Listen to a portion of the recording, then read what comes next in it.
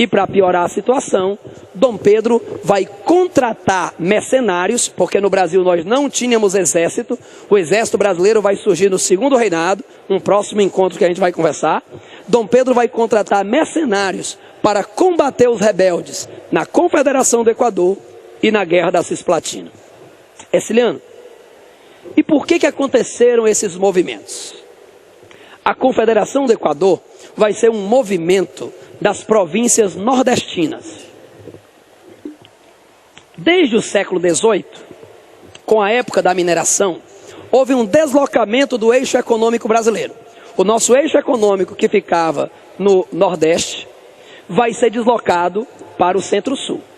O nosso eixo econômico se baseava no açúcar, e com a mineração vai para o Rio de Janeiro, porque é o principal porto de escoamento do ouro, que vinha pela Estrada Real, que vinha de Minas, que vinha de Goiás, para o porto do Rio de Janeiro.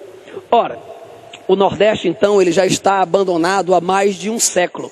Para piorar a situação, nós tivemos os nossos principais produtos, algodão e açúcar, em baixa, que eu acabei de falar. Essa crise econômica vai se agravar e as províncias nordestinas, inspiradas nas ideias iluministas, nas ideias republicanas, vão querer se unir para formar um país independente chamado Confederação do Equador. Começa em Pernambuco, tem a adesão da Paraíba, do Rio Grande do Norte, do Ceará e do Piauí. Essas potências iriam se transformar num país independente. Herciliano, me diz lá, e por que não deu certo o movimento? Dom Pedro vai contratar tropas de mercenários e irá sufocar o movimento. Aqui em Fortaleza, o local onde os líderes acabaram sendo trucidados foi o antigo passeio público, hoje é a Praça dos Mártires, aquela praça que fica ali atrás da 10ª Região Militar. Então ali é onde os líderes foram sufocados. Herciliano, me diz lá, e a Guerra da Cisplatina? A Cisplatina hoje é a região do Uruguai. Durante o período colonial, teve um tratado chamado Tratado de Madrid, que definiu as nossas fronteiras, do que era de Portugal, o que era da Espanha. O Tratado de Madrid se fundamenta no princípio do uti possidetis. E aí, meu amigo Lázaro? Ou seja, a terra fica com quem desenvolveu. Isso quer dizer que a província, a colônia do Sacramento, que foi ocupada por espanhóis, deve ficar com os espanhóis. Até aí estava tudo tranquilo. O problema é que quando Dom João veio para o Brasil com a família real que nós falamos no início, Dom João era casado com Carlota Joaquina, uma princesa espanhola. Portugal e Espanha estavam sob domínio napoleônico. As terras americanas estavam ocupadas. Dom João aproveitou e ocupou a colônia do Sacramento, que passou a ser chamada de província Cisplatina. Então a Cisplatina, que era ocupada por espanhóis, passou a fazer parte do Brasil. Com a independência isso ficou complicado, porque com a independência do Brasil, o Brasil todo falava português, os cisplatinos falavam espanhol. Com a independência, o Brasil todo fundamentava uma economia agrícola. A Cisplatina se fundamentava numa produção baseada na pecuária. Então os cisplatinos, eles se sentiam um peixe fora d'água.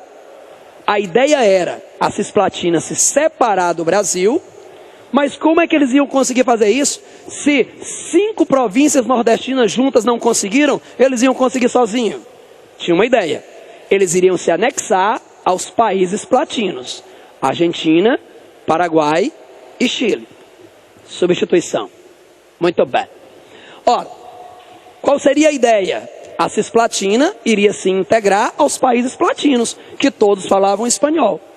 Só que Dom Pedro não vai querer perder suas posses. Então Dom Pedro vai contratar mercenários e enviar para a Cisplatina. Do outro lado, os argentinos também... Pode deixar essa outra aí que está mais quente. Isso, faz bem a garganta. Quanto mais quente a água tiver, melhor. Ora, dessa forma então, os cisplatinos, eles vão ter também o apoio dos países platinos que queriam a sua incorporação. Esse ano vai ter uma guerra entre Argentina e Brasil. Rapaz, graças a Deus não teve. Se essa guerra tivesse ido para frente, a gente tinha levado um pau dos argentinos, que até hoje eles estavam fazendo hora com a gente. Por quê? Porque eles já tinham o exército. Os argentinos lutaram pela sua independência, no processo de independência. O Brasil, as nossas tropas eram tropas de mercenários. Então, dessa forma, eles já tinham uma preparação militar bem maior que a nossa. A Inglaterra vai intervir na situação. A Inglaterra, ela vai então promover a independência da Cisplatina, que vai passar a ser agora chamada de República Oriental do Uruguai. E a Cisplatina nem fica com o Brasil, nem fica com a Argentina. Isso foi péssimo para o governo, que obviamente teve uma derrota política. Além do autoritarismo de Dom Pedro, começou a haver uma série de críticas em relação ao seu governo. O principal crítico era Líbero Badaró, um membro do Partido Brasileiro, dono de jornal, e ele usava o seu jornal para criticar Dom Pedro. Um belo dia, Líbero Badaró vai ser assassinado. Siriano, quem mandou matar o Badaró foi Dom Pedro? Rapaz, eu aposto que não. Para mim, quem manda matar o Líbero Badaró são os próprios membros do Partido Brasileiro. Porque na hora que eles matarem o Líbero Badaró, a culpa cai em Dom Pedro. Com certeza a culpa cairia em Dom Pedro, que era o principal opositor. Eles fizeram então uma grande jogada. A gente não pode aprovar isso, né? A história oficial, a culpa cai em Dom Pedro. E dessa forma começa um grande clima de pressão sobre Dom Pedro. Dom Pedro só vai ter o apoio do Partido Português. O Partido Português, ele vai então preparar uma grande festa para poder, obviamente, né, manipular as massas e satisfazer a Dom Pedro. Os portugueses preparam a festa e os brasileiros não aceitam. E no Rio de Janeiro, você vai ter um grande confronto chamado a Noite das Garrafadas. Portugueses e brasileiros vão se confrontar e aí a situação ficou crítica. Dom Pedro estava totalmente perdido. Dom Pedro não sabia mais o que fazer. E ele pensou, como é que eu vou sair dessa agora? Oposição no meu caos, o povo me botando a popularidade lá embaixo, como é que eu vou sair disso? Já sei. Eu vou trazer o Partido Brasileiro para o meu lado. Eu vou comprar os políticos brasileiros. Que os políticos brasileiros estando satisfeitos, eles vão me manter no poder. Dom Pedro vai criar um ministério só com os membros do Partido Brasileiro. E assim o Partido Brasileiro iria apoiá-lo. O tiro saiu pela culatra.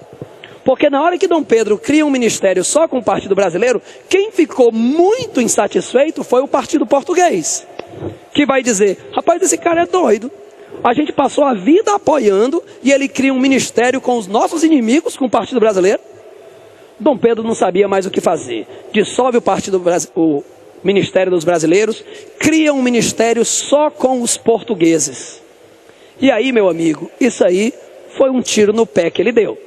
Porque aí vão dizer, tá vendo aí? Como esse bicho é português mesmo, daqui a pouco ele vai querer recolonizar o Brasil, vai querer trazer o Brasil de volta para Portugal. A pressão sobre Dom Pedro vai ser tão grande que ele vai renunciar.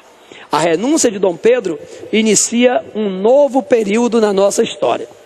Então, vai se iniciar o período regencial. Prometo a vocês que devido ao tempo, não deu tempo aqui a gente falar sobre o período regencial, eu já tinha programado para a gente fazer o período regencial, mas eu prometo que quando a gente for falar sobre o segundo reinado, eu começo a partir daqui, joia?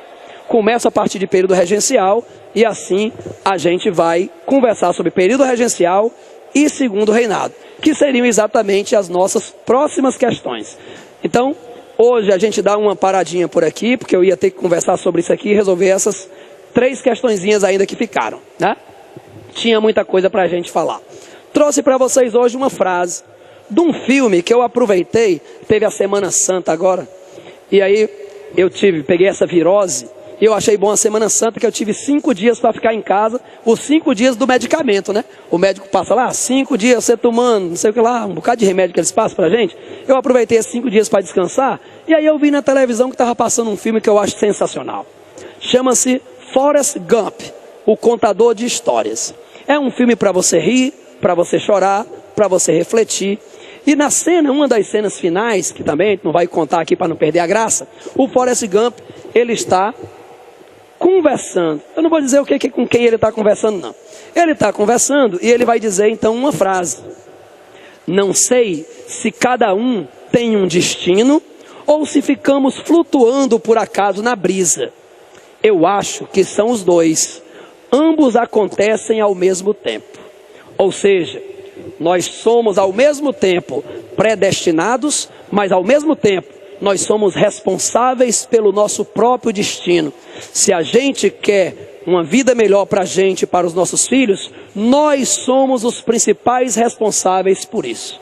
E somos nós que temos então que batalhar e que lutar para mudar a situação em que nós vivemos e para conquistar aquilo que a gente deseja.